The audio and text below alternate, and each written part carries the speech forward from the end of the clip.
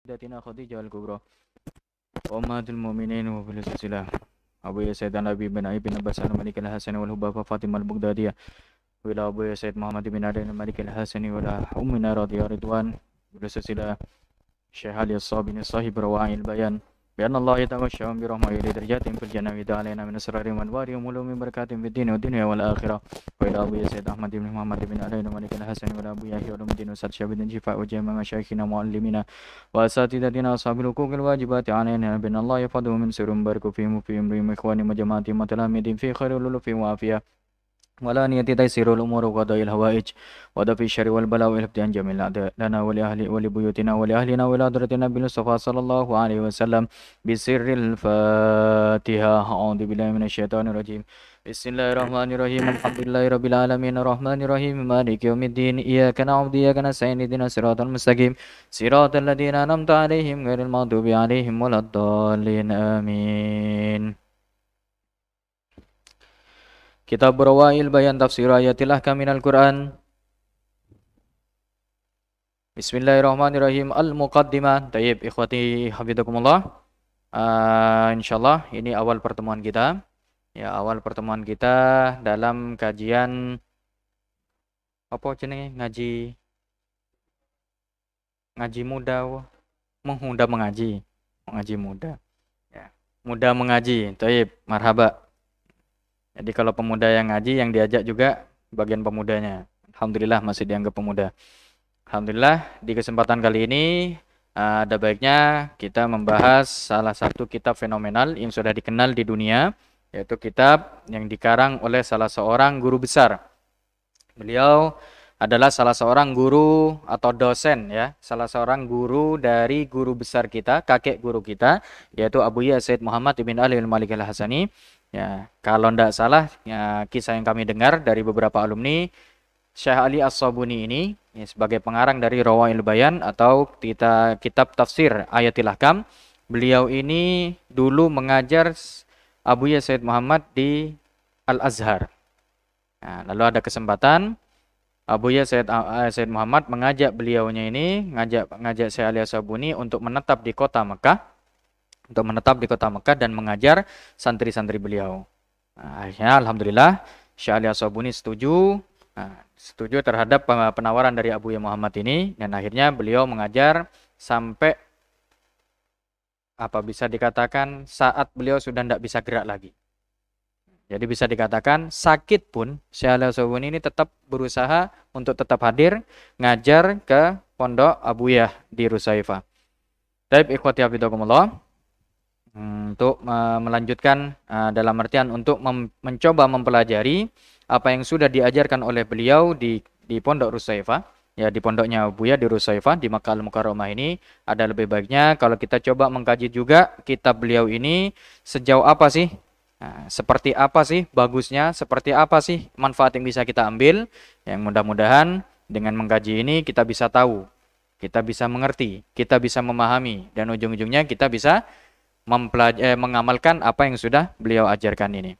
Taib ikhwati hafizakumullah, dimulai dari sebuah kalimat di dalam Al-Qur'an yang disampaikan oleh Syekh Ali As-Sabuni dan ditulis oleh Syekh Ali As-Sabuni di dalam kitab beliau ini, yaitu ayat di surat Al-Qamar yang berbunyi walaqad yassarnal Qur'ana lidzikri fahal mim muddakir.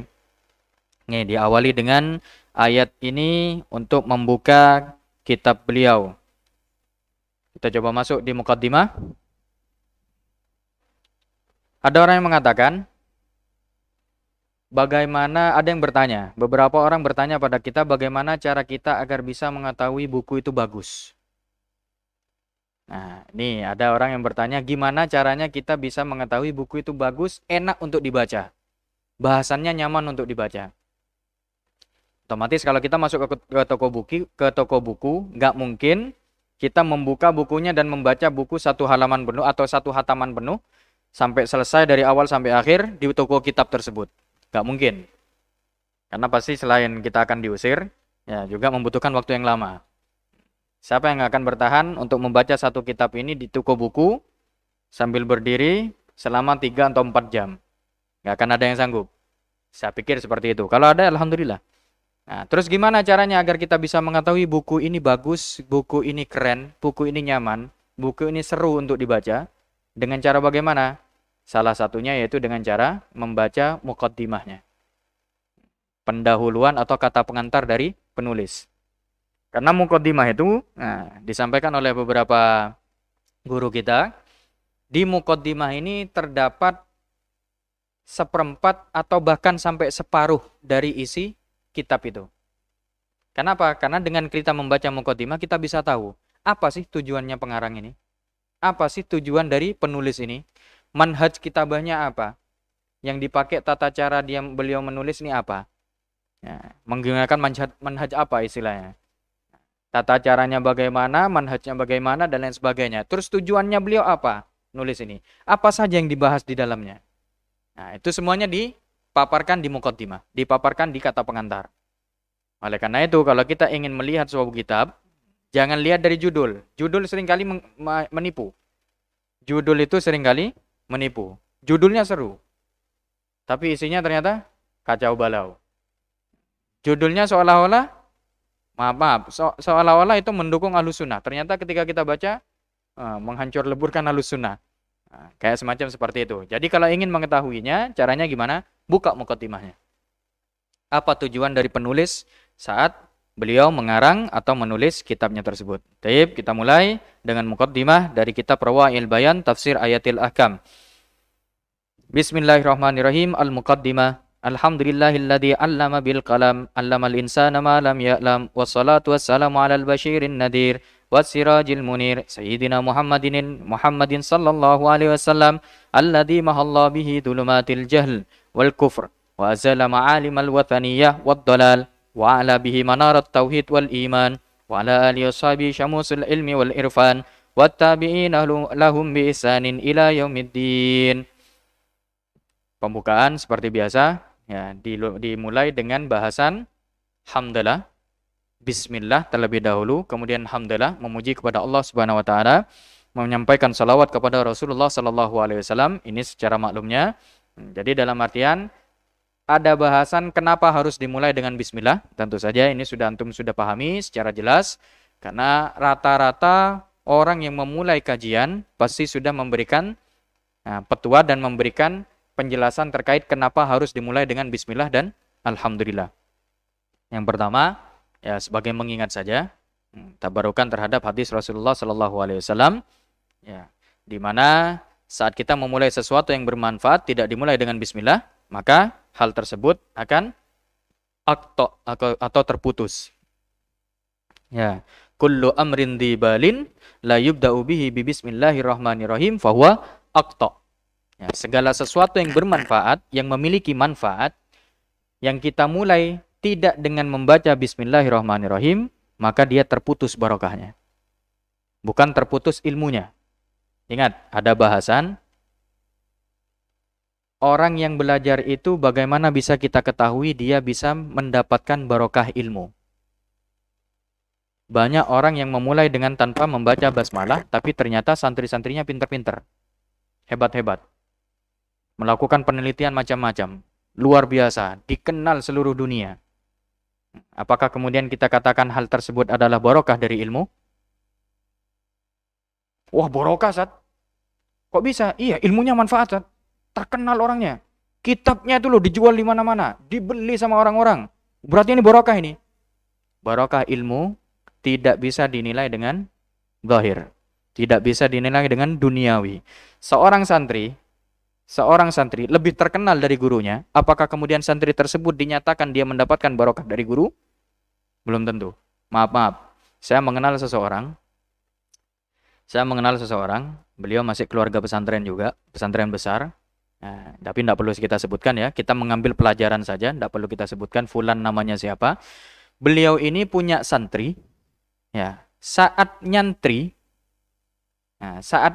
santrinya ini, dia langsung berontak ke kiainya. Sampai-sampai sama kiainya dikatakan gimana? Saya wallahi nggak ridho dengan orang ini. Wallahi nggak ridho dengan orang ini. Kiai tersebut ngomong ke saudara satunya. Kamu gimana? Saya sama dengan kamu, Kak. Saya nggak ridho dengan orang ini. Ngomong lagi ke saudara satunya, kamu gimana? Enggak, saya juga enggak ridho. Sampai ketiga-tiganya ini, kiai ketiga-tiganya ini wafat.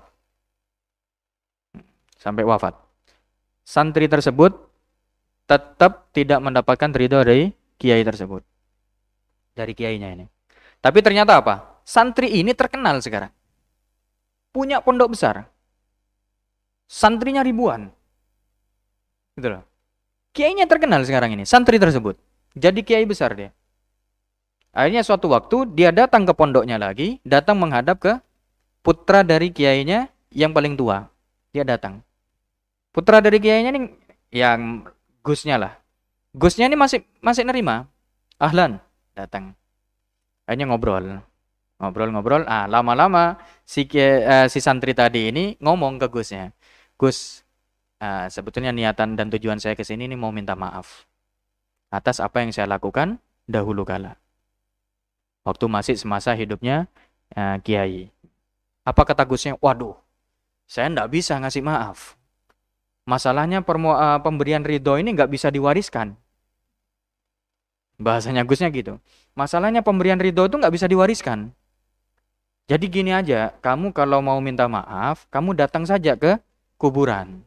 Ke kubur Abah itu datang ke sana. Kamu minta maaf. Ya siapa tahu nanti Abah bangkit terus ngasih maaf ke kamu. Secara tidak langsung memberikan sebuah penolakan secara halus. Akhirnya pulang kiai tersebut. Nah, setelah pulangnya itu, yang terjadi gimana sekarang? Masya Allah, luar biasa, semakin terkenal. Cuma yang jadi bahasan kita kemudian apa? Yang bisa kita ambil pelajaran di situ, apakah ketenaran kiai tadi, kepopuleran kiai tadi adalah barokah dari kiainya tadi? Barokah santri tadi, apa ketenaran santri tadi, apakah dia mendapatkan barokah dari kiainya? Ini yang jadi pertanyaan. Nah, yang perlu kita lihat dari ujung-ujungnya apa? Kita hanya perlu husnudzon memang. Ya kita husnudzon saja. Mungkin di saat sebelum wafatnya, para kiainya sudah memaafkan. Sehingga sekarang beliau mendapatkan keberkahan dari kiainya tersebut. Itu yang bisa kita lakukan. Tapi pelajaran yang kita bisa kita ambil selain husnudzon ke orang ini, ada pelajaran penting di situ. Apa? Bahwa ketenaran, kepopuleran, ya, dan kemanfaatan ilmu yang mungkin bisa didapat oleh orang lain dari kita, ini belum tentu berdasarkan dari ridhonya guru. Ini yang perlu kita hati-hati. Ini belum tentu keberkahan dari guru. Terus keberkahan dari guru nanti bisa kita dapat di mana? Nanti di surga. Makanya Abi seringkali mengatakan gimana? Cukup kita nggandolan sarunge abuya. Berarti maknanya gimana? Nanti di surga, saat kita sudah ada di di hadapan Allah, saat itulah keberkahan guru itu berjalan. Saat itulah keberkahan guru itu bisa kita manfaatkan. Saat itulah kita akan gandolan berkaitan dengan keberkahan yang akan diberikan oleh guru kepada muridnya. Itu keberkahan yang paling inti. Jadi jangan dinilai dari sisi duniawi. Jadi nggak usah nunggu terkenal dulu, baru antum menilai diri, alhamdulillah saya dapat berkah dari Abi. Kenapa? Saya sudah punya follower 200.000. Enggak, bukan itu yang dicari. Taib. Alhamdulillah. Jadi bahasan yang pertama yaitu kullu amrin dibalin la yubda'u bi bismillahirrahmanirrahim fahuwa aqta. Jadi mulailah segala sesuatu yang ada manfaatnya itu dengan bacaan bismillah. Bacaan yang ringan, simple dan paling mudah dilakukan, bahkan gratis. Hanya saja kadang sulit. Kenapa? Sulit untuk diterapkan. Kenapa? Karena terlalu mudahnya. Orang biasanya gitu. Saat terlalu mudah, orang akhirnya menyepelekan. Engkau hai. Gampang. Seumpama izam nanti dipasrahkan sama Ustaz Tata, engko Zam, engko lek ono tamu kekno iki yo. Kekno mangan yo, ojo lali. Gampang, Sat. Kenapa? Terlalu sepele bagi izam. Uang keluar bagi izam 200.000 itu biasa. Karena saking sepelenya akhirnya apa? Banyak tamu yang tidak diberi konsumsi makan. Saking sepelenya akhirnya sering ditinggalkan. Taib. Kita lanjutkan wa ba'du fa inna khaira ma yuqaddimuhul insan min salihil a'mal wa afdalu ma yas'a ilaihil mar'u khidmatul kitabil aziz. Paling baiknya segala sesuatu yang disodorkan seorang manusia ya, dari salihil a'mal, dari kesolehan perbuatannya, amal-amalnya, Dan paling utamanya sesuatu yang diusahakan oleh seseorang adalah bagaimana dia bisa berkhidmah kepada Al-Quran Al-Karim.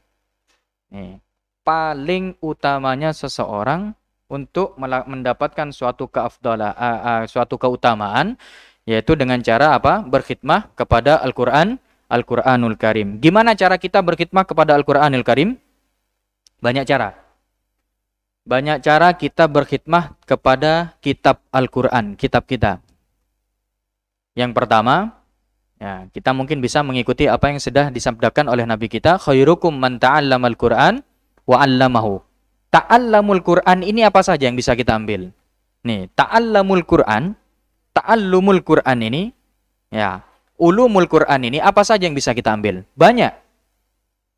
Jangan kemudian kita hanya berfokus, oh berarti saat kita mau mempelajari Al-Quran, berarti kita harus belajar tafsir. Enggak hanya tafsir. Tajwid antum bisa? Bisa kan? Ilmu yang paling mudah. Tajwid itu ilmu yang paling mudah sejatinya. Waduh, terlalu sulit kan untuk belajar tajwid. Tayyib, kalau sulit untuk belajar tajwid minimal. Ya, minimal ente nyumbang Al-Quran. Ini juga khidmah kepada Al-Quran, kitab Al-Quran. Gimana caranya orang yang mau ngaji kita sediakan Al-Quran. Sediakan, ente nyumbang Al-Quran. Datang ke pedesaan yang kemungkinan di pedesaan tersebut tidak memiliki uang untuk sekedar membeli Al-Quran, ente datang untuk nyumbang. Ini yang paling mudah. Itu khidmah kepada Al-Quran. Kalaupun tidak bisa, ente nyumbang, ente cari donatur. Cari sekiranya siapa yang bisa membantu orang-orang tersebut agar bisa ngaji. Itu paling ringannya. Naik ke atas terkait tajwid, naik ke atas terkait harokat. Ya, mohon maaf, bukan harokat, makharijul huruf. Makharij ini memang agak sulit, ya. Tidak semua orang yang ahli tajwid mereka ahli makharijul huruf. Ya, enggak semua orang ahli tajwid ahli makharijul huruf. Ada yang ahli tajwid mereka hanya mengenal tata cara bacanya, tapi ternyata bacaannya salah. Maaf, di sekitar 2 atau 3 bulan sebelum saya pulang, ya, 2 atau 3 bulan sebelum saya pulang dari Makkah itu, kita pernah ngaji di rumahnya Syekh Muhammad bin Hilal Al-Hudali. Terdengar ya? Kedengaran? Kita pernah ngaji di rumahnya Syekh Muhammad bin Hilal Al-Hudali. Waktu itu kesempatan ketika sholat maghrib, saya diminta untuk ngimami. Inta Mudafar. Ya. Nama saya kalau di Makkah diganti Mudafar sama Bu ya. Inta Mudafar. Kun imaman. Taib. Taib saya. Maju jadi imam. Ternyata selepas ngimami, bukan selepas. Di masa anak ngimami ada satu orang yang keluar. Ada satu orang keluar. Mufarokoh dari jamaah. Gak jadi makmum dia. Saya sebagai imam agak kaget juga. Karena pintu keluar yang waktu itu di rumahnya Syekh Muhammad bin Hilal ini di belakang imam pas. Jadi imam itu ada di pintu keluarnya. Ada di luar. Karena memang tempatnya sempit. Jadi ketika mau keluar berarti harus ngelewati imam belakang saya. Kaget ya. Sempat tersentak. Tapi tak biarkan. Selepas sholat, saya lihat orang tadi sholat sendiri. Akhirnya saya mikir gini, kenapa orang ini? Apa salah saya? Saya mikir gitu. Oh mungkin dia batal, barusan mungkin batal, ngambil wudhu, akhirnya sholat sendiri. Saya husnudzon gitu. Waktu sholat Isya, Syekh bin Hilal nyuruh saya lagi. Inta Mudafar, kunimaman. Saya maju ke depan. Orang tadi mau protes. Ya, orang tadi mau protes. Ya Syekh, khali. Kata Syekh bin Hilal waktu itu. Khali, maju saya tetap. Ketika saya mau takbir, Allahu Akbar, orang ini keluar. Tambah ke hati kan agak perasaan ya. Kenapa ini? Nah, di akhir selepas sholat Isya, orang tadi dekati saya. Dia ngatakan apa? Ya, Mudafar. Orang Arab sana. Ya Mudafar. Disampaikan. Ya terjemahnya ginilah gampangannya. Karena bahasa Arab sana kan bahasa Arab ini, pasaran, nggak menggunakan fusha. Dia ngomong gini, makhraj kamu tadi waktu baca Fatihah itu keliru. Kaget ya. Her, jazakumullah. Saya gitu loh. Jazakumullah. Nah, nanti akan saya perbaiki lagi. Saya bilang gitu. Terus saya tanya akhirnya, makhraj di mana yang salah? Akhirnya diterangkan, kamu membaca ha itu ke arah ha. Jadi bacaan alhamdulillah kamu ini nyaris sama dengan lillah. Saya mikir, apa iya? Padahal perasaan saya ketika baca alhamdulillah, saya membacanya al-ha. Pakai ha, enggak pakai alham, enggak begitu. Cuma ya kan lah, ala kulli hal. Akhirnya saya coba tanya ke teman-teman, ini keahliannya di mana? Keahliannya santri ini apa? Disampaikan sama teman-teman, dia ahli makharijul huruf. Oh, maklum. Saya katakan, maklum. Saya maklumi. Kenapa? Orang makharijul huruf, ya, itu kalau melihat ada salah dikit aja, itu nggak bisa mereka. Ke telinga mereka tuh nggak enak. Jadi kalau kurang, alham itu agak mendekati ke kha, mendekati ke ha, tuh, ya Rob, gitu langsung mereka. Saya maklumi, oh memang ternyata keahliannya di makharijul huruf. Ya khair, nggak masalah, bisa kita ambil manfaat nanti. Seperti itu, salah satu contohnya. Jadi ada kalanya saat kita mau khidmah ke kitab Al-Quran, ada banyak cara dan ada banyak sisi. Ya, jangan hanya terpaku ke tafsir. Orang banyak menghindari Al-Quran dikarenakan apa? Dia tidak bisa membaca tafsir. Dia nggak bisa nafsiri. Dia nggak bisa mempelajari tafsir Al-Quran. Dia juga nggak bisa mengambil istimbat. Kesimpulan dari ayat ini untuk bisa saya ambil hukum apa? Nggak bisa. Dari sisi itu akhirnya dia apa? Menghindar dari Al-Quran. Akhirnya lebih fokus kepada ilmu agama yang lain. Ala kulli hal, ya, ilmu agama yang lain memang sumbernya Al-Quran. Tapi ingat, ada khidmah khusus terhadap Al-Quran ini yang memang sangat dicari oleh para ulama. Makanya bisa kita lihat, ya, mufassir Al-Quran ini banyak. Orang yang berkhidmah ke Al-Quran sangat banyak, luar biasa. Bahkan, kebiasaan ulama-ulama terdahulu, di masa kecil putra-putrinya, itu mereka harus sudah diharuskan untuk menghafal Al-Quran. Nah, di masa kecilnya sudah diharapkan untuk bisa menghafal Al-Quran. Maka ketika sudah tuanya mereka terbiasa. Ada kalanya selepas mereka hafal Quran, mereka sudah menguasai Al-Quran dari sisi bacaan, tilawah dan lain sebagainya. Selepas itu mereka mau mempelajari ilmu-ilmu yang lain. Dalil itu sudah mereka kuasai. Jadi saat kita mempelajari mungkin dari sisi usul fiqh, kita melihat, iya, ada beberapa ayat yang memang mengandung perintah wajib.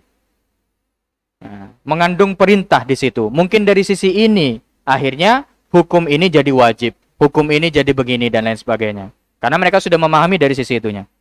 Baik, ala kulli hal, untuk antum berkhidmah kepada Al-Quran ini ada banyak cara. Nanti insya Allah akan kita coba bahas secara terperinci.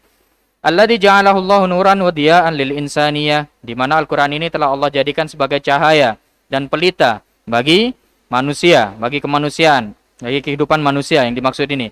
Wa khatama bihir risalat as-samawiyah, dan menutup dengan Al-Quran ini risalat atau apa? Risalah-risalah Allah, kalimat-kalimat Allah, pengutusan-pengutusan Allah, ya, as-samawiyah yang bersifat langit, yang datangnya dari langit. Risalah pesan-pesan Allah, baik dari sisi hukum dan lain sebagainya, itu sudah ada sebelumnya. Ada yang mengatakan, apakah setiap nabi punya kitab? Gimana menurut antum? Ada yang pernah dengar? Apakah setiap nabi punya kitab? Kalau kitab-kitab yang kita kenal apa saja? Zabur, taib. Kan nabi siapa Zabur? Nabi Daud, taib. Kitab apa lagi? Taurat kan nabi siapa? Nabi Musa. Kitab apa lagi? Injil kan nabi siapa? Nabi Isa. Kitab Al-Quran, 4 saja ya. Terus yang disebutkan di dalam surat apa itu? Al-A'la kalau tidak salah. Ya. Suhufi Ibrahim wa Musa. Berarti Nabi Ibrahim juga dapat suhuf. Suhuf itu apa sih? Suhuf itu apa? Lembaran. Berarti nggak berubah? Kitab. Terus kalau nggak berupa kitab berarti nggak punya syariat gitu. Tetap ada. Jadi nabi-nabi dan rasul dulu Itu mereka punya kitab juga, hanya saja kitabnya tidak seperti kitab-kitab yang 4. Ya, nggak seperti kitab-kitab yang 4. Bas mereka memiliki suhuf, mendapatkan suhuf, lembaran yang isinya syariat Allah yang diterapkan di masa itu. Baik, kita bahas sedikit tentang syariat-syariat para nabi dan rasul sebelumnya. Syariat Nabi Adam itu tidak diberlakukan di syariat zaman ini. Di syariatnya Rasulullah Muhammad SAW. Apa syariatnya Nabi Adam? Syariat yang berlaku di masa Nabi Adam itu tidak berlaku di masa ini. Syariat apa itu? Pernikahan antara bukan sepupu itu, antara saudara kandung. Siti Hawa itu setiap melahirkan pasti kembar. Makanya anak punya keinginan seperti itu juga, mudah-mudahan. Jadi setiap melahirkan itu kembar. Jangan kemudian berkata, kalau melahirkan kembar-kembar terus kucing, Zat. Hati-hati loh, Siti Hawa kembar terus. Hati-hati kita ngatakan itu kucing, bahaya. Siti Hawa ketika melahirkan itu pasti kembar, laki-laki dan perempuan. Kelahiran berikutnya kembar lagi, laki-laki dan perempuan. Sudah diatur Allah begitu. Akhirnya syariat yang diterapkan ke Nabi Adam, anak yang lahir pertama, laki-laki, dinikahkan dengan anak yang lahir kedua. Jadi silang. Sesama saudara kandung, iya. Terus sekarang kok gak diterapkan, Ustaz? Yo karepe Allah ta. Ya. Apa? Opo jare Gusti Allah. Ya jangan ngikut-ngikut kita. Berarti ada yang bisa dikatakan syariat tersebut di zaman ini sudah dinasakh. Dihapus. Baik, itu terlalu jauh, Tat. Jangan terlalu jauh contohnya. Oke, kita ambil salah satu syariat yang agak dekat saja. Syariatnya Nabi Yakub. Syariat yang diturunkan oleh Allah kepada Nabi Yakub. Apa syariat tersebut? Dibolehkannya untuk menikahi seorang perempuan, ya, menikahi seorang perempuan meskipun perempuan tersebut masih saudara dengan istri yang pertama. Jadi istrinya Nabi Yakub itu 4. Istrinya Nabi Yakub 4. 4-empatnya ini bersaudara semua. Istri pertama, saudara yang kedua. Istri yang kedua, semua saudara ini. 4 bersaudara yang dinikahi oleh Nabi Yakub. Yang jadi bahasan kemudian, kenapa sekarang nggak diterapkan? Bahkan hal tersebut dilarang. Oh, nggak dilarang, Ustaz. Kok bisa nggak dilarang? Iya, bisa kok Mas Itat. Menikahi saudara dari istri pertama. Iya, tapi dengan syarat. Nah, apa syaratnya? Pertama, istri yang pertama ditalak atau dicerai. Atau syarat yang kedua, kalau nggak ditelak, ya wafat. Istri yang pertama wafat atau meninggal. Berarti bisa dikatakan syariat di zamannya Nabi Yakub juga tidak diberlakukan di zaman ini. Terus syariatnya Nabi siapa lagi yang tidak berlaku di zaman ini? Coba, ada yang masih ingat? Syariatnya Nabi siapa? Syariatnya Nabi Musa. Syariatnya Nabi Musa berlaku enggak di zaman ini? Ada satu syariat Nabi Musa, syariat Allah yang diturunkan ke Nabi Musa terkait dengan pertaubatan. Terkait dengan pertaubatan. Kalau antum mengatakan dari syariat Nabi Adam adanya diperbolehkannya untuk menikahi sesama saudara kandung, terus mengatakan berarti nggak enak ya syariatnya sekarang ini. Oh, saudara kandung boleh kok, sekarang nggak boleh. Terus Nabi Yakub boleh menikahi 4 perempuan meskipun dia bersaudara. Oh, berarti sekarang ini berat ini. Nggak boleh ternyata sekarang. Dulu malah boleh. Oke, kita ambil contoh satu syariat. Yang ini kalau kita perhatikan, insya Allah kalimat itu akan berbalik. Di syariatnya Nabi Musa, di syariat yang Allah turunkan kepada Nabi Musa, ada tata cara seseorang untuk bertaubat. Apa itu? Yang pertama, saat seseorang itu mencuri, saat seseorang mencuri, dia dipotong tangan. Sama saat dengan sekarang? Oke, sama. Itu juga diterapkan. Berarti nggak ada untungnya? Oke. Berbohong yang dipotong? Yang dipotong apa ya? Kalau ada berbohong yang dipotong? Atau memberikan pengakuan palsu yang dipotong? Lidahnya. Berlakukah di zaman ini? Enggak. Terus kalau melakukan perbuatan dosa besar. Melakukan perbuatan dosa besar. Maka dia wajib untuk mengakui dosanya tersebut kepada orang yang suci. Ma'anau orang yang suci adalah orang yang tidak melakukan dosa. Sepertinya. Tidak melakukan dosa seperti dia. Contoh. Jangan saya lah. Contoh, ada fulan ya. Ada fulan melakukan perbuatan, melakukan perbuatan zina. Termasuk salah satu dosa besar. Atau yang lebih tinggi dari itulah. Kita ambil contoh, dia murtad. Dia keluar dari agama. Salah satu perbuatan, menyekutukan Allah adalah salah satu perbuatan dosa besar dari kabair. Salah satu dari kabair. Dia melaksanakan suatu hal menyekutukan Allah dengan hal lain. Kafir dia. Tata cara dia tobatnya gimana? Dia datang ke izam seumpama, karena izam gak menyekutukan Allah, luar biasa dia mentauhidkan Allah. Datang ke izam, ngakui, Zam, semalam saya nyekutukan Allah, Zam. Maksud nyekutukan Allah gimana? Iya, saya menyembah reco. Ya, saya menyembah berhala. Saya datang ke Gunung Kawi. Saya minta gimana caranya biar saya sugih. Akhirnya saya nyembah, ada di sana patung ini saya sembah itu. Ngaku ke izam. Kalau syariat Nabi Musa masih berlaku di zaman ini, izam saat itu langsung membunuh orang ini. Itu syariat yang diterapkan oleh Allah kepada Nabi Musa dan umatnya. Jadi izam, orang yang suci ini, orang yang tidak melakukan kekufuran, dia bisa membunuh orang yang melakukan kekufuran tadi. Itu sarana taubatnya. Jadi orang kalau pengen taubat, mintanya langsung, Tat, ngapunten Tat, apa yo? Bunuh saya, Tat. Bunuh saya. Kenapa? Saya mau taubat, Tat. Untungnya di zaman ini syariat tersebut tidak berlaku. Sampai ada satu kejadian, ikhwati fillah, ada satu kejadian.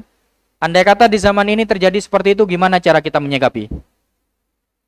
Iya, Tat. Ada teman saya ngaku, Tat. Kemarin curhat ke saya, Tat.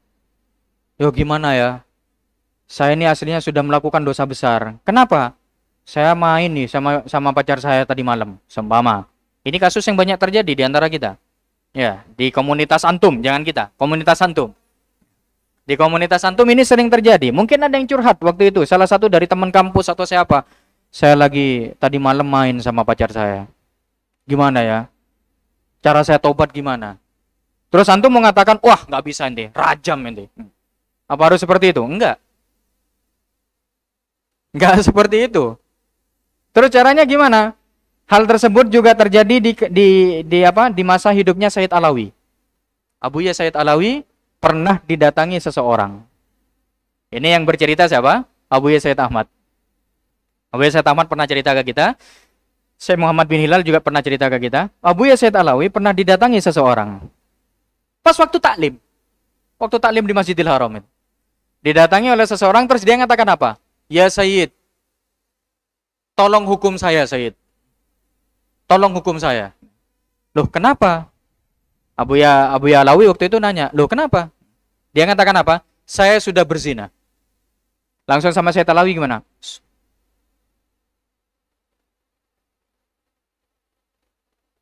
Sama Sayyid Alawi gimana? Suruh diem. Maksudnya diem gimana? Jangan ngaku. Jangan diakui. Jangan ngaku ke seseorang kalau ente melakukan dosa besar. Terus caranya untuk bertobat gimana? Ente datang ke sebuah masjid, ente datang ke sebuah tempat yang kosong, ke tempat yang sepi, ente khumul di sana, ente taubat sama Allah, taubatan nasuha. Ente istighfar sebanyak-banyaknya. Ente sesali perbuatan itu. Nah, jawaban Sayyid Alawi seperti itu juga. Wis, ente taubat nasuha. Minta maaf ke Allah. Kenapa? Karena itu urusan Ya, maksiat antara dia dengan Allah. Maksiat antara seseorang dengan Allah, insya Allah gampang.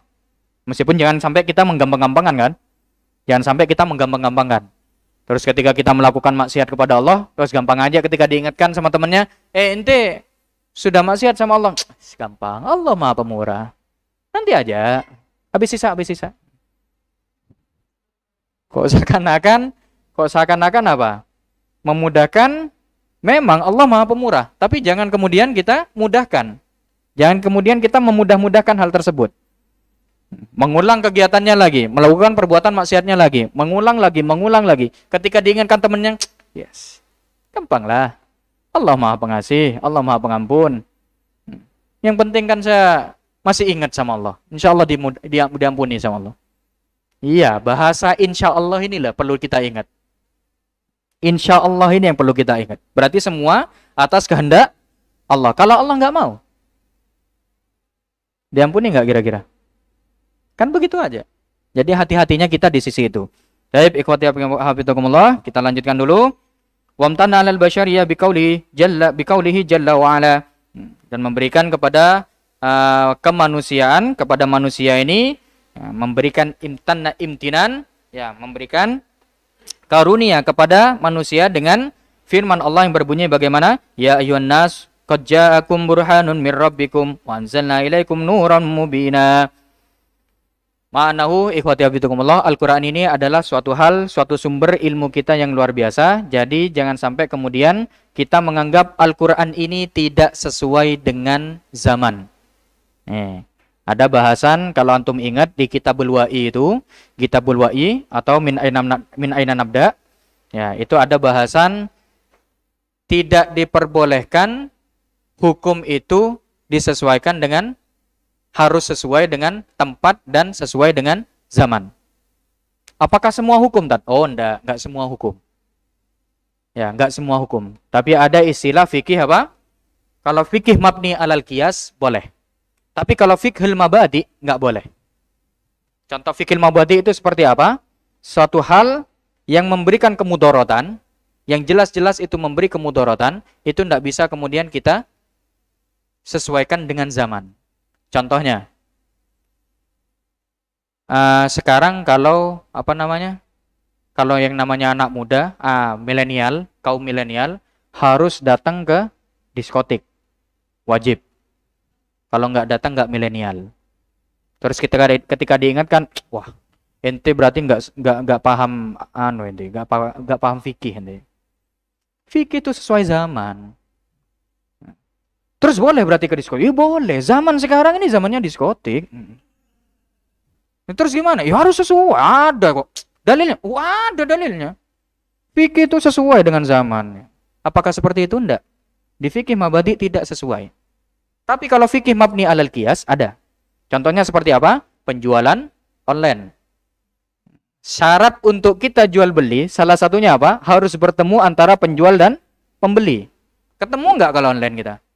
Orangnya masih tidur kadang kok. Kita udah mesen. 2 jam berikutnya baru dia balas, "Oh, ready, Bos." Ya kan? Boleh nggak terus sekarang jualan online itu?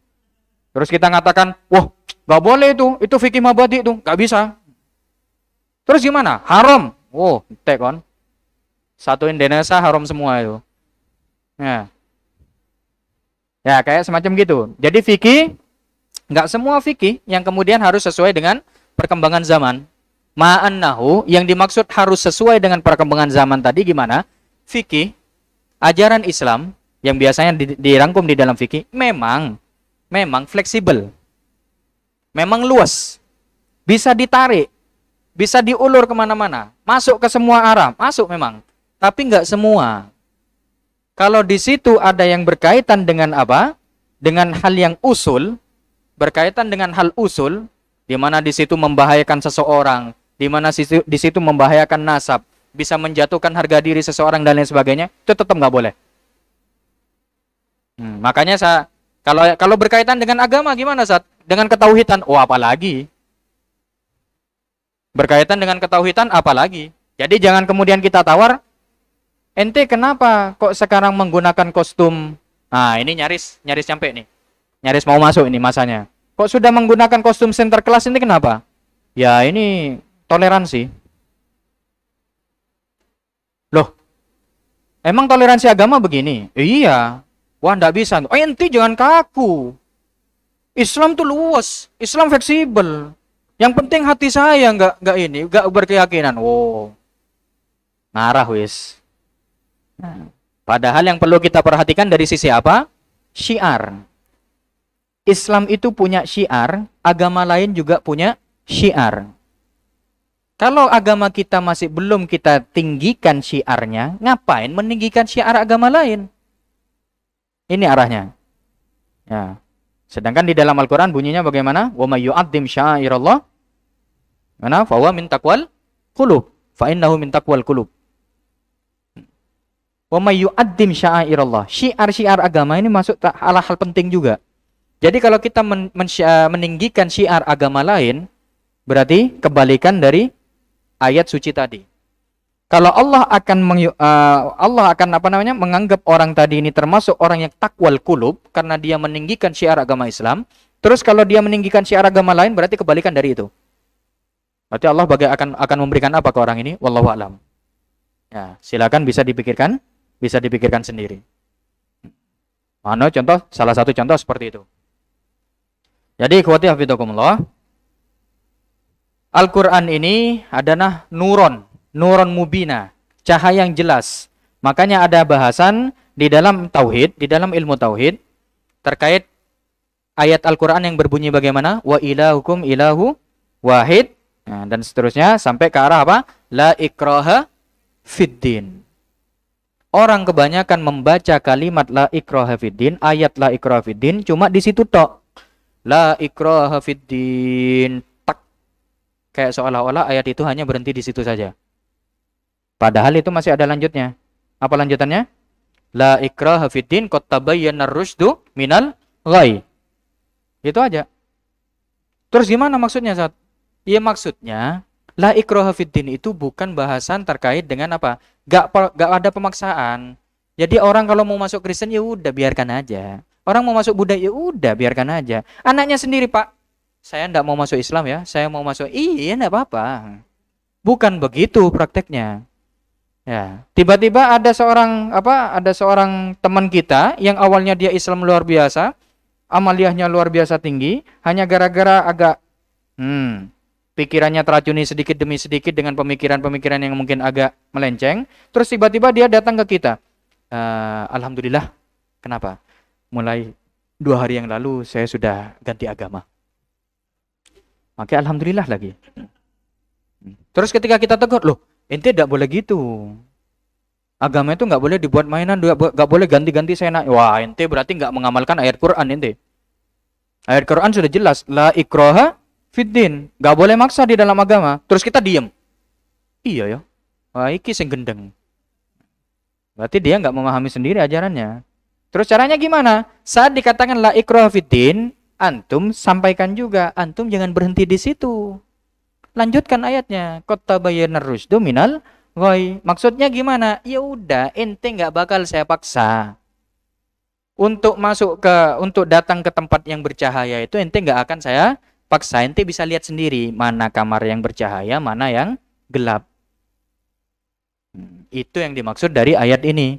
Jadi memang saya nggak perlu maksa. Kenapa? Ente udah bisa lihat yang benar mana, yang salah mana. Jadi caranya gimana? Ingatkan dia tentang ajaran Islam yang sejatinya. Karena seseorang biasanya sering mengutip ajaran agama lain dikarenakan dia kurang memperdalam agamanya sendiri. Saya pernah disentil sama salah seorang teman. Posisi saya waktu itu baru tahun pertama di Mekah. Saya waktu itu nulis ya biasa di WA itu kan. Saya ngirim, saya tulis gimana? Semua akan indah pada waktunya. Kalimatnya keren. Saya enggak tahu waktu itu. Terus tiba-tiba ada teman saya dulu waktu di Sambang itu, teman masa kecil. Dia ngatakan gini, antum kok ngutip kalimat itu? Loh kenapa? Iya, itu bukan kalimat ini, bukan kalimatnya orang Islam. Kaget ya. Kok bisa? Iya. Dia buka waktu itu dia share ke saya satu gambar. ternyata kalimat tersebut ada di Injil. Semua akan indah pada waktunya. Kaget ya. Terus saya nanya, antum tahu dari mana ini? Masalahnya saya memperdalam itu sekarang.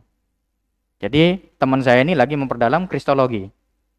Saya lagi memperdalam ini sekarang. Yang antum pakai ini adalah kalimat yang ada di dalam Injil.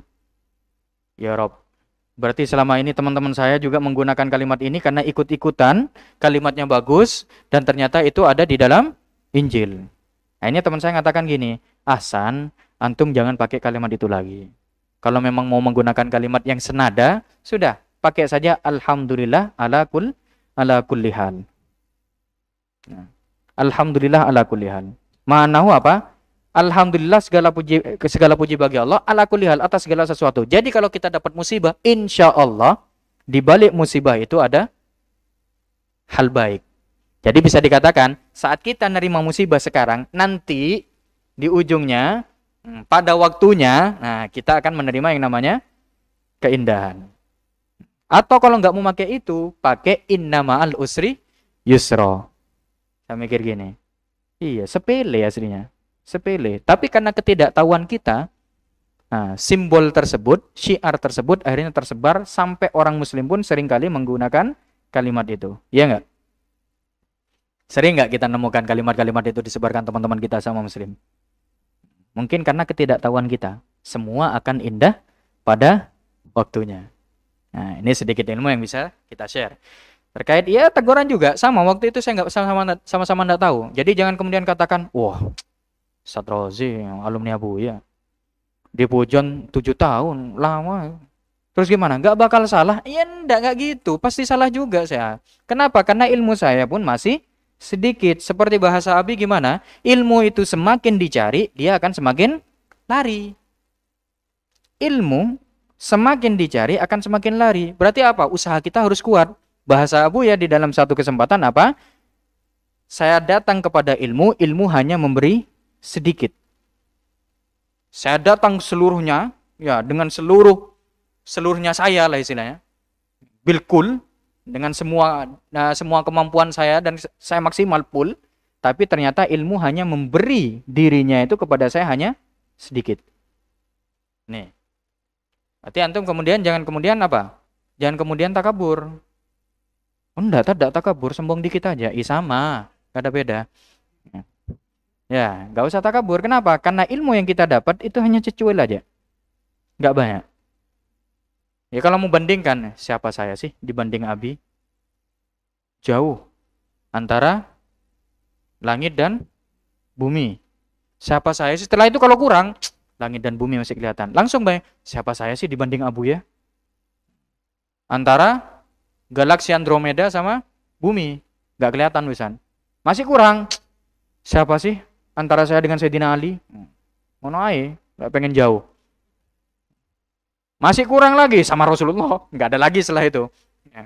Nah, contoh seperti itu, nggak ada alasan kemudian kita untuk takabur. Taib, ikhwati hafizakumullah. Tinggal dikit, kita lanjutkan dulu sedikit. Waqad ja'alallah jalla thana'u hamalata hadzal kitabul aziz hum sirajuddin wa musyailun nur wad diya'i fil ummah waddahum Rasulullah sallallahu alaihi wasallam as-sada al-ashraf alladziina yuqtada bihim fi hadhil hayah faqala alaihi salam asyrafu ummati hamalatul Qur'an. Nih, ada bahasa Rasul, kalimat dan sabdanya Rasul yang mungkin bisa memotivasi kita untuk mempelajari Al-Qur'an. Apa itu? Bahasa Rasul, sabdanya beliau bagaimana? Asyrafu ummati hamalatul Qur'an. Paling mulianya umatku adalah mereka yang hamalah Al-Qur'an. Apa? Hamalah Al-Qur'an ini bisa kita maknai sebagai apa? Yang pertama bisa kita maknai orang-orang yang menghafal Al-Qur'an. Kenapa kok bisa dikatakan orang yang menghafal Al-Qur'an dikatakan hamalah? Karena mereka membawa Al-Qur'an di dalam hatinya. Kok hati bukan pikiran? Iya, kalau bahasa kita fis sudur. Kalau tulisan ini namanya fis sutur. Itu dalam bahasa santri atau bahasa ulama. Fis sudur berarti di dalam dada, fis sutur berarti di dalam tulisan. Jadi kalau ada orang yang mengatakan Al-Qur'an fis sudurihi, berarti apa? Dia hafal Al-Qur'an. Nah, Al-Qur'an fis sudurihi. Ada di hatinya. Makna di hatinya tadi ini berarti dia menghafal Al-Quran. Sudah hafal akan terhadap Al-Quran. Kalau meniru orang-orang yang lebih hebat dari itu, banyak. Antum kalau meniru ikuti imam madhabnya saja. Pengen saya hafalkan Quran. Pengen jadi hamalatul Quran saya. Taib, fadal. Tapi saya kekurangan figur, Ustaz. Mau niru siapa? Niru Imam Syafi'i saja. Ya, niru Imam Syafi'i. Imam Syafi'i gimana, Tad? Imam Syafi'i itu hafal Quran di umur 7 tahun. Waduh, saya sudah umur 30 sekarang, Ustaz. Enggak apa-apa. Masih banyak wali-wali, masih banyak ulama-ulama yang menghafal Quran di tahun-tahun 40, di umur 40, di umur 50. Banyak. Itu sudah dibukukan oleh para ulama terkait siapa saja yang menghafal Quran di masa-masa tuanya. Bisa antum cari, gampang cara nyari kitab-kitab seperti itu. Terus Imam Syafi'i itu punya kelebihan gimana di Al-Quran, Zat? Kalau Imam Syafi'i memang dari sisi kecerdasannya, ya memang beliau diberi keistimewaan. Hanya saja beliau punya keistiqomahan yang mungkin bisa kita tiru.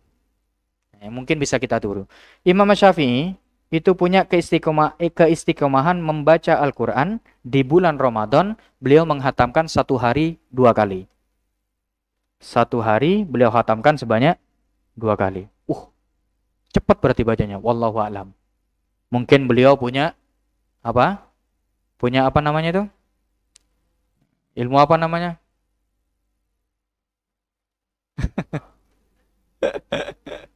Toyuz zaman. Nah, istilahnya kalau di kalangan ulama, toyuz zaman. Ilmu yang bisa melipat waktu. Sama seperti Nabi Daud. Nabi Daud itu menghatamkan Zabur dari posisi di tanah sampai beliau menunggangi kuda. Beliau di tanah, mau naik ke kudanya, beliau sudah menghatamkan kitab Zabur. Saya pikiran waktu itu, berarti kitab Zabur tipis. Cuma selembar 2 lembar paling. Anak piranan waktu itu gitu. Jadi iseng tak tanyakan ke guru saya waktu di Mekah. Ya Syekh, berarti kitab Zabur ini tipis kalau gitu saya. Dari Nabi Daud dari tanah mau naik ke kudanya ini kok sudah hatam. Berarti tipis kitab Zabur. Lah, katanya saya. Nah, bukan tipis kitab Zabur itu. Kitab Zabur itu nyari seperti Al-Quran. Mikir saya. Lah terus kok bisa? Nah, baru beliau menjelaskan apa? Beliau memiliki toyuz zaman. Ya, toyuz zaman ini kelebihan yang diberikan oleh Allah kepada para aulianya, kepada para walinya untuk bisa melipat waktu. Yang harusnya 1 jam itu terasa seperti 1 minggu. Yang harusnya 1 jam itu terasa seperti 1 minggu. Dan sekarang sebaliknya, 1 minggu terasa seperti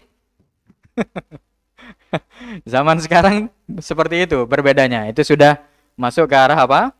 Masuk ke arah pesan-pesan Nabi sudah memang. Ya, di mana di akhir zaman ini dekat-dekat hari kiamat, ya waktu yang lama akan terasa sebentar. Jadi dulu ternyata waktu 1 jam itu terasa seperti 1 minggu, lama. Makanya anak kalau baca sirahnya Rasul itu, ya baca sirah Nabi, dalam 1 hari ini beliau ngurus ini, beliau ngurus itu, masih taklim juga, masih apa dan lain sebagainya. Itu dikerjakan 1 hari tok. Masih makan orang miskin, ngasih makan para janda, masih belanja sendiri, masih ini kok banyak kegiatannya Rasul hanya dalam 1 hari. Ternyata memang masa di waktu itu sangat lama. Masa waktu di zaman itu sangat lama, nggak seperti sekarang. Ini saya sepedaan tadi dari Madura, udah lihat-lihat jam terus ya. Padahal kecepatan saya sudah 78 km per jam. Ya ada berhentinya juga sih. Kok ternyata masih nyampe ke sini sudah 3 jam. Padahal saya sudah cepat, berarti kurang cepat saya tadi. Harusnya 120 km per jam tadi. Ya, masih belum punya ilmu lipat waktu. Kalau ilmu lipat bumi gimana? Toyul Arad namanya. Toyul Arad ini ilmu lipat bumi. Ya, pemberian mauhibah atau karunia yang diberikan Allah kepada para walinya agar ketika mereka butuh untuk menolong seseorang di tempat yang jauh, beliau nggak perlu nyetop bis atau nggak perlu nelpon, nyarter mobil, nyewa ini, tidak perlu. Terus tinggal jalan, tak nyampe sudah. Pengen sasat, langsung izam. Pandangannya udah berbeda. Kayaknya pengen saya ngamalkan itu tuh. Untuk dapat ilmu toyul art, ngelipat bumi. Jadi enak kalau umroh nggak perlu 25 juta. 30 sekarang kayaknya. Enak wis tinggal jalan pak nyampe. Wis siapa? Pak Arif sudah di sana lagi ngurus jemaah, tiba-tiba ngeliat, Pak sehat. Balik lagi besoknya ya. Balik ke Surabaya.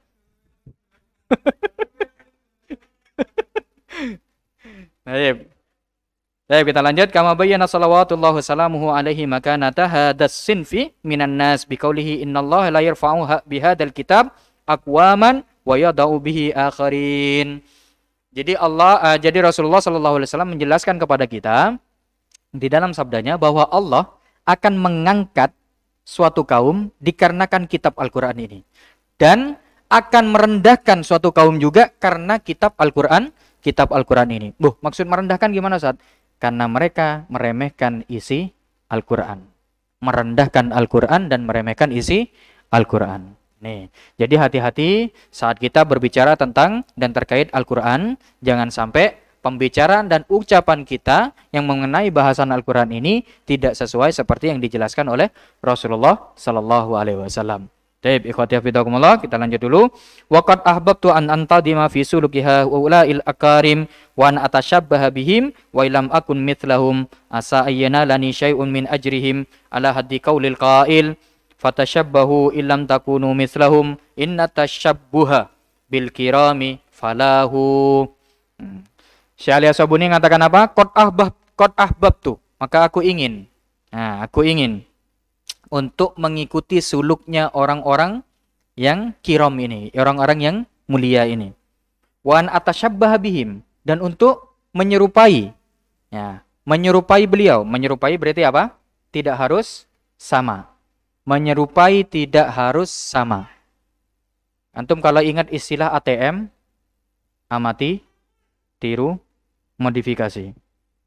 Makna dari tasyabbuh ini ditirunya. Antum meniru Abi, nggak bisa antum bisa 100% seperti Abi. Kalau antum bisa 100% seperti Abi, insya Allah Abi nggak bingung untuk nyari pengganti saat beliau sakit. Ya nggak? Atau saat beliau ada kerjaan lain lah, lagi sibuk ngurus sofa, pasti nggak bingung Abi. Kalau tasyabbuh itu harus persis. Kenapa? Anggaplah kayak Arom seumpama, niru Abi persis 100% kayak Abi. Jadi pas waktu Abi ngajar, tiba-tiba ada Ustaz, ini ada kumpul as-sofa sekarang.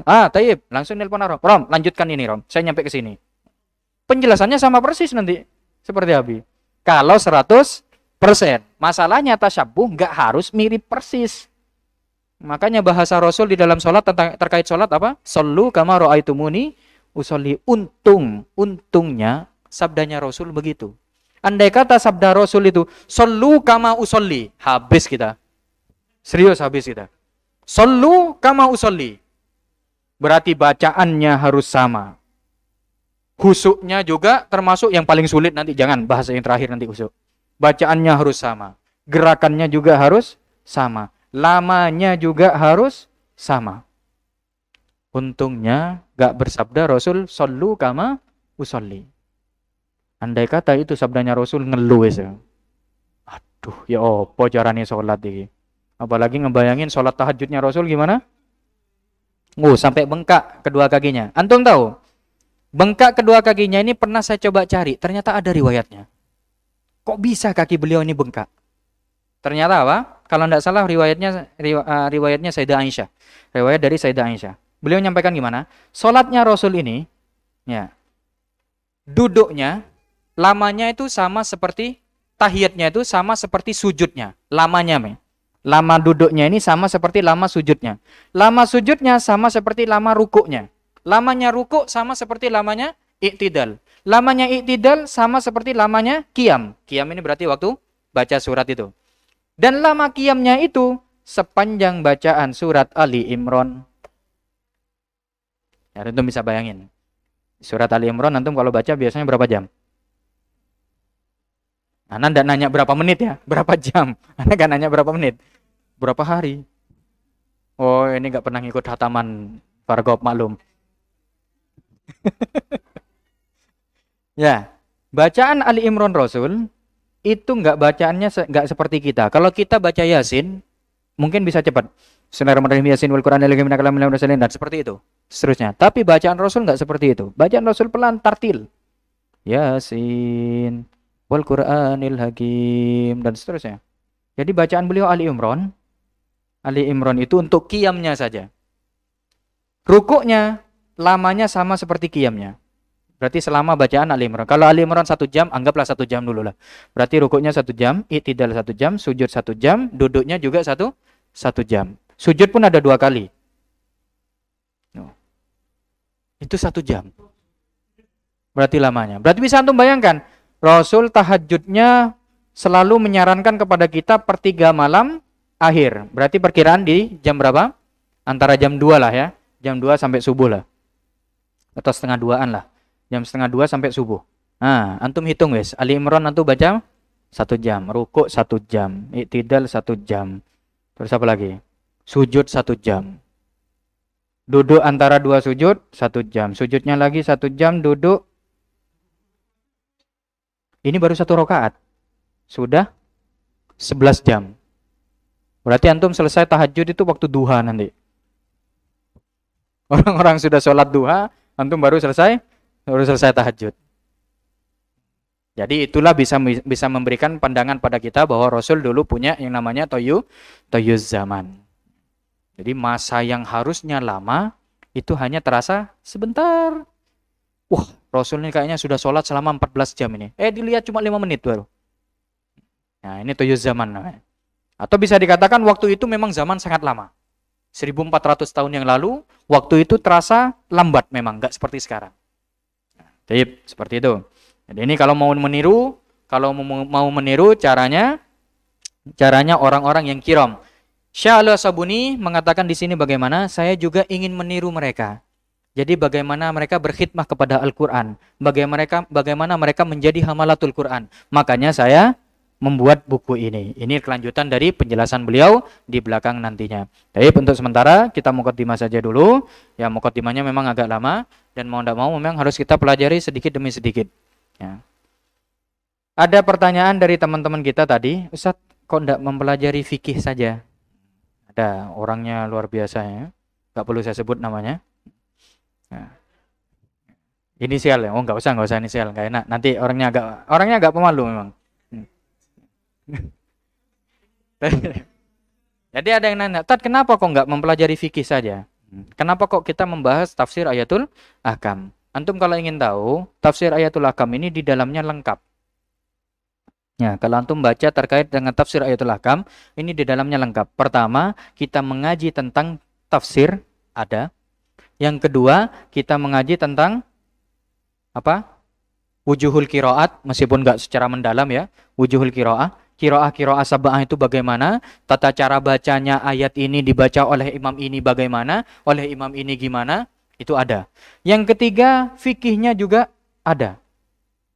Jadi kita mempelajari tafsir ayatul ahkam ini tidak hanya tafsirnya saja, tapi juga kita mempelajari ahkamnya, hukum-hukumnya. Kita mempelajari fikihnya. Di dalamnya juga ada sababun nuzul. Ada sababun nuzul untuk ayat yang ada sababun nuzulnya. Karena memang nggak semua ayat ada sababun nuzulnya. Ada kitabnya Imam Suyuti itu yang namanya Lubabun Nukul fi Asbabin Nuzul, itu ternyata nggak semua ayat Quran. Makanya saya pikir dulu semua ayat Quran itu ada sababun nuzulnya, ternyata nggak semua. Makanya Syekh Al-Sabuni di situ menerangkan juga kalau di situ ada sababun nuzulnya sama beliau disampaikan. Kalau ada ya enggak, ngapain mau bikin-bikin sendiri. Nih Syekh Al-Sabuni, beliau mengatakan bagaimana? Beliau ingin meniru para ulama menulis sebuah kitab tafsir tapi tidak mengikuti keinginan beliau sendiri. Tidak mengikuti ijtihadnya beliau sendiri. Tapi apa? Beliau seperti mengumpulkan. Nah, beliau melihat kitab-kitab tafsir, kitab-kitab ulama lughah, ulama bahasa, kitab-kitab ulama fikih dan lain sebagainya. Beliau melihat itu seolah-olah apa? Kayak semacam mutiara dan permata yang berserakan. Melihat banyaknya mutiara yang luar biasa itu akhirnya sama beliau dikumpulkan. Dikumpulkan, disusun, jadilah kitab ini.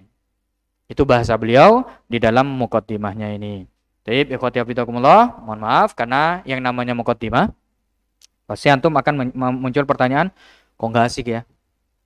Bahasnya nggak terlalu seru. Iya memang karena kita masih masuk muqaddimah, belum masuk ke poin inti. Jadi sabar saja dulu. Ya, orang belajar sabar itu tidak 1 hari, 2 hari. Kalau orang belajar sabar 1 hari, 2 hari, insya Allah hadiahnya bukan surga. Tapi kata Ustaz Somad apa? Hadiah kipas angin.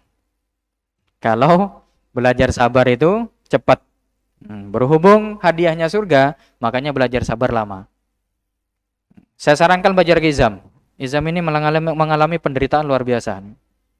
Jadi karena saking seringnya menderita, sampai dia lupa bagaimana cara untuk menderita. Nih. Bagaimana rasanya penderitaan itu sampai lupa. Ini bahasanya teman-teman di Rusaifa sebetulnya. Ya, sedikit guyonan kita yang bisa kita sampaikan ke antum. Di Rusaifa itu memang godaannya apa? Kalau enggak godaan pengen makanan Indo, apalagi di zaman-zaman pandemi sekarang. Godaan yang kedua, kalau ada dengar kabar temannya nikah. Wah, sudah itu. Penderitaan luar biasa itu. Makanya ketika kita ngabari ke teman-teman, alhamdulillah gini dan lain sebagainya, mereka langsung gini, ya Rob, barokallah. Wah, kok kayaknya ente agak lemes waktu tak telepon. Kok ente agak lemes? Iya. Saya enggak tahu lemes karena apa. Kalau lemes karena menderita kayaknya enggak. Sudah lama, terlalu lama saya menderita sampai lupa rasanya menderita gimana gitu. Alhamdulillah baik insyaallah gitu. Ya. Baik, ikhwati hafizakumullah, ya mungkin ini yang bisa kita bahas pada sore hari ini. Mudah-mudahan ada sedikit manfaat yang bisa antum ambil, ya. Jangan banyak-banyak karena terlalu banyak pasti antum akan bosan nantinya. Jadi sedikit saja dulu yang bisa diambil manfaatnya. Nah, mudah-mudahan kemanfaatan tersebut bisa menjadi keberkahan bagi kita semuanya, ya, dan bisa menjadi suatu hal yang membuat Allah senang dan Allah ridho. Karena itu salah satu tujuan akhir kita. Kita akhiri dengan sama-sama membaca doa surat Al-Asr. Kita lanjutkan dan doa kafaratul majlis. Bismillahirrahmanirrahim. Wal asri innal insana lafi khusrin illa alladziina amanu wa 'amilus solihati wa tawassaw bil haqqi wa tawassaw bis sabr. Subhanakallahumma wa bihamdik asyhadu an la ilaha illa anta astaghfiruka wa atubu ilaik. Wassalamualaikum